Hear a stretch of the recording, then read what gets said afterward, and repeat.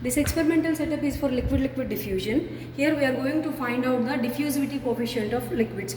So this is your membrane cell, and this is beaker in which we have a stirrer in it, in which we have a magnetic stirrer. This is a porous membrane. The total setup of this is called membrane cell, in which we are taking, in this experiment we are taking two different liquids. Here we are taking one normal NaOH solution and water as a two liquids. So before starting of your experiment, you have to prepare one normal NaOH solution. Here in this beaker we are taking 30 ml of one normal NaOH solution, and outside we are taking a water.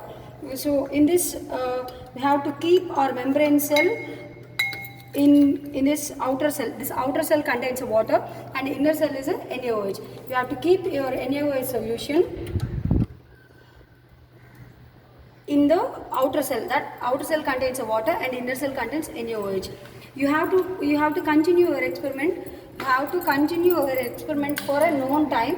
Here we are doing it for 60 seconds. We are doing this experiment for a known time. Here we are conducting our experiment for 60 minutes. So what happens, initially the concentration of NaOH here is 1 normal, and the water in this we have a pure water.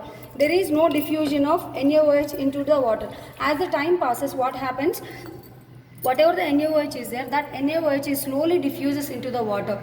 So here what we are going to do is we are going to check the concentration of NaOH in the water as well as the concentration of water in the NaOH solution.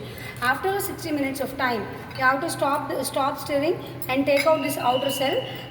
Take a particular ml of take certain quantity of NaOH solution in the membrane cell and titrate this against oxalic acid. Similarly, you repeat the titration with the water in this outer cell, because this outer cell contains particular amount of NaOH in it, because due to the concentration difference the diffusion takes place. So we want to find out the diffusivity coefficient of two liquids.